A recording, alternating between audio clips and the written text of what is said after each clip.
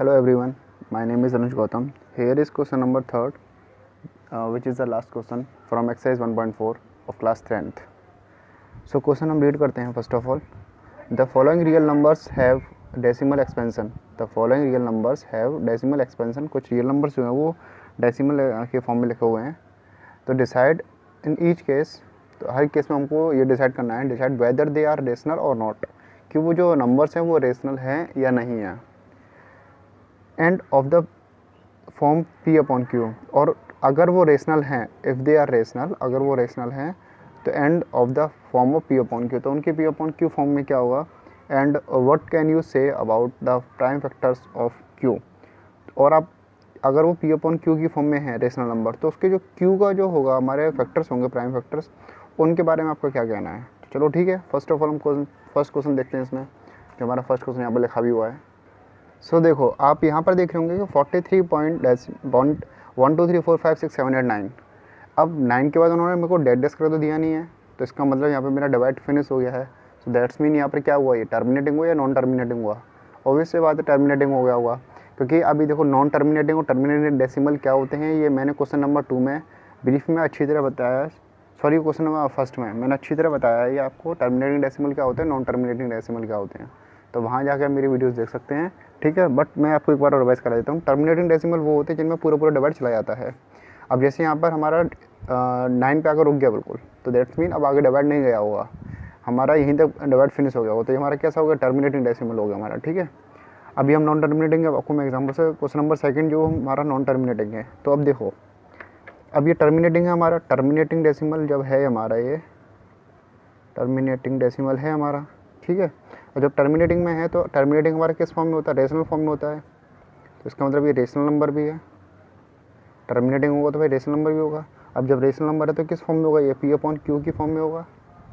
जब rational number है ये तो किसकी फॉर्म में होगा, पी अपॉन क्यू की फॉर्म में भी होगा. और उसने क्या पूछा था कि व्हाट कैन यू से, अगर इफ़ दे आर रेशनल, अगर वो रेशनल है, तो ये रेशनल तो है, end of the form P upon Q, और पी अपॉन क्यू की फॉर्म में है. हमें लिखना नहीं है इसको, पी अपॉन क्यू की फॉर्म में चेंज नहीं करना है. तो देखो करना क्या है sir, what can you say about the prime factor of Q, तो क्यू के फैक्टर क्या हो सकते हैं, प्राइम फैक्टर. तो जैसा कि आपने को थ्योरम 1.5 और 1.6 और 1.7 को अगर देखेंगे हम लोग बुक में, तो उसमें यही बोला है उन्होंने कि अगर हमारा कोई भी फ्रैक्शन टर्मिनेटिंग होता है तो क्यू की जो फॉर्म होती है, तो हम लिख सकते हैं फॉर क्यू, सेम वर्ड आप लिख सकते हो, वी कैन से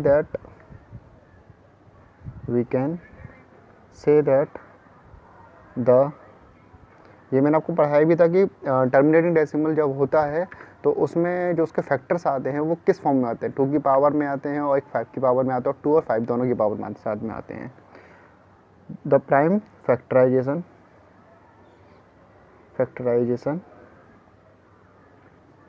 of Q in the form of, किस फॉर्म में होंगे, हम यहाँ पर सिंगल 2 और 5 नहीं लिखेंगे, दोनों को साथ में लिखेंगे. तो 2 की पावर m लिखो या n लिखो, आपको उससे कोई मैटर नहीं करता, ठीक है. दोनों की पावर बड़ा अलग अलग होनी चाहिए. अगर इसको आप n लिख रहे हो तो इसको m लिखोगे, इसको m लिख रहे हो तो इसको n लिखोगे, सिंपल, ठीक है. बस यही लिखना आपको. आपको अब खुद पता है कोई टर्मिनेटिंग होगा तो भाई सिंपल है कि भाई इसकी जो क्यू की फॉर्म में होगी वो इसी की फॉर्म में होगी, जैसा मैं आपको बता भी चुका हूँ पिछले वीडियो में, ठीक है. अब चलो क्वेश्चन नंबर 2 देखते हैं इसका. तो देखो ये इस क्वेश्चन नंबर 2, इसका सेकंड पार्ट, सॉरी. 0.120, फिर 11200, फिर 000, फिर 40 हो गए. दैट्स मीन अब आगे 1 2 करके वो कितने जीरो होंगे, 5 0 होंगे.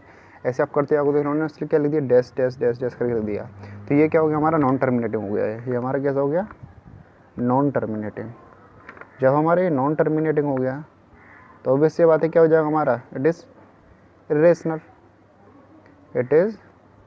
Irrational number. और जब इरेशनल नंबर है तो हमें इसके बारे में कोई बात करनी नहीं है, क्योंकि उन्होंने बोला था कि इफ़ दे आर रेशनल, अगर वो रेशनल होता है तब हमको उसके बारे में आगे कोई बात करनी है, अदरवाइज हमको कोई बात करनी नहीं है, ठीक है.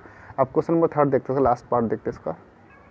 सॉरी बेटा, यहाँ पर देखो ये नॉन टर्मिनेटिंग नहीं होगा, क्योंकि नॉन टर्मिनेटिंग में जो क्या होता है, सेम नंबर रिपीट होता है, ठीक है. यहाँ पर सेम नंबर रिपीट होता है, फिर माइंड से स्लिप हो गया था, sorry for that. Non terminating में क्या होता है, सेम नंबर रिपीट होता है. जैसे कि मैंने आपको बताया भी था कि 10/3 है, अगर आप इसको 3 से 10 को डिवाइड करोगे तो 3 3 या 9, 1 बचेगा, फिर डेसिमल लगाओ, फिर 0 बढ़ाओ, तो 3 3 या 9, फिर बचेगा, फिर डेसिमल लगा 0 बढ़ाओ, 3 3 या 9. अब आप ऐसे करते हो 3 3 सेम नंबर आपका रिपीट होता जाएगा, बट यहाँ पे क्या नंबर थोड़े चेंजेस हो रहे हैं, सो दैट्स मीन ये हमारा नॉन टर्मिनेटिंग नहीं होगा, तो इट इज़ इरेशनल नंबर, हम डायरेक्ट लिख देंगे इसमें, ठीक है। क्वेश्चन नंबर 3 देखते हैं हम लोग। क्वेश्चन नंबर 3 में क्या है, 43 पॉइंट, इसके ऊपर बार लगा हुआ वहाँ पर आप देखोगे, क्वेश्चन नंबर बुक में देखोगे कि 43.1 2 3 4 5 6 7 8 9 इसके ऊपर बार लगा हुआ है। तो जब बार लगा हुआ है दैट्स मीन ये हमारा क्या है, ये हमारा नॉन टर्मिनेटिंग रिपीटिंग डेसिमल है। अब बार का मतलब यहाँ पे क्या होता है, बार का मतलब ये होता है कि नंबर बार बार रिपीट हो रहा है। जैसे कि देखो मैंने अभी आपको ये कराया कि इसमें 3 3 3 आता जाएगा, तो दैट्स मीन हम इसका आंसर क्या ले सकते हैं, इसका आंसर हम लिख सकते हैं कि 3.3 ऊपर बार, इसका मतलब 3 जो है बार बार रिपीट हो रहा है। तो सेम नंबर यहाँ पर है कि 1 2 3 4 5 6 7 8 9, इसके अगर डिवाइड जाएगा तो कितनी टाइम जाएगा, 1 बार, फिर 1 2 3 4 5 6 7 8 9, फिर 1 2 3 4 5 6 7 8 9, ठीक है, अंडरस्टेबल होगा आपका। तो देखो ये क्या हो गया हमारा, ये हो जाएगा हमारा नॉन टर्मिनेटिंग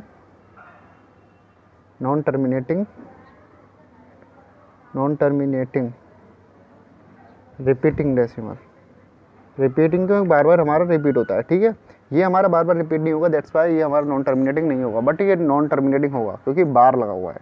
अब देखो नॉन टर्मिनेटिंग रिपीटिंग डेसिमल है, तो इसको हम देखो, ये भी तो हमारा नॉन टर्मिनेटिंग रिपीटिंग डेसिमल था, मैंने आपको अभी बताया। तो जब ये है तो उसकी हम P/Q की फॉर्म में लिख पा रहे हैं, सिंपल, ठीक है।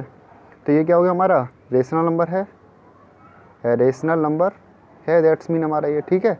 इसको हम P/Q की फॉर्म में लिख सकते हैं, सिंपल, इसको हम P/Q की फॉर्म में लिख सकते हैं। बट एक बात ध्यान रखना, अभी मैंने आपको क्वेश्चन नंबर फर्स्ट में बताया कि जब रेशनल नंबर था P/Q की फॉर्म में था, तो वहाँ पे लिखा था हमने for Q we can say that, और ये टर्मिनेटिंग था, ये टर्मिनेटिंग था, और ये हमारा क्या है, नॉन टर्मिनेटिंग। तो यहाँ पे जब ये टर्मिनेटिंग था तो हमने लिखा for Q we can say that the prime factorisation of Q in the form of, इस फॉर्म में होंगे। बट टर्मिनेटिंग नॉन टर्मिनेटिंग में क्या होगा, ये उस वाली फॉर्म में नहीं होंगे। तो हम लिख सकते हैं यहाँ पर कि फॉर Q, और we can say that the prime factorisation या फिर the prime factors of Q is not in the form of 2 की पावर m और 5 की पावर n, ठीक है। यहाँ मैंने देखो, आप अगर आप ध्यान से देखोगे तो मैंने नॉट वर्ड यूज़ करा है यहाँ पर, ये नॉन टर्मिनेटिंग है, तब हमारा ये नहीं होगा, क्योंकि मैं आपको पहले ही समझा चुका हूँ ये वाली बात। सिर्फ और सिर्फ 2 की पावर 5 और 2 की पावर m और 5 की पावर में जो होता है वो सिर्फ और सिर्फ टर्मिनेटिंग डेसिमल में होता है, ठीक है। आई होप आपको क्वेश्चन नंबर 3 अच्छी तरह समझ में आया हुआ एक्सरसाइज 1.4 का। अगर आपको कोई और प्रॉब्लम आती है समझने में इसको, then in the description box मैंने अपना व्हाट्सएप नंबर दिया हुआ है, वहाँ मुझे कांटेक्ट कर सकते हो। एंड व्हाट्सएप पे ऑलरेडी मेरा एक ग्रुप है मैथ्स का क्लास 10 का, जहाँ मैं कुछ इंपॉर्टेंट क्वेश्चंस जो आपकी क्लास 10 के लिए इंपॉर्टेंट होते हैं, वो जो आपके क्या कहते हैं उनकी प्रोबेबिलिटी बहुत होती है आने की एग्ज़ाम्स में, तो मैं वहाँ पे कुछ क्वेश्चन प्रोवाइड कराता हूँ, वहाँ आप मुझे को ज्वाइन कर सकते हो। एंड आई होप आपको ये वीडियो पसंद आई होगी, आपको क्वेश्चन समझ में आया होगा। If you like this video then please subscribe the channel and also hit the bell icon. Thank you so much.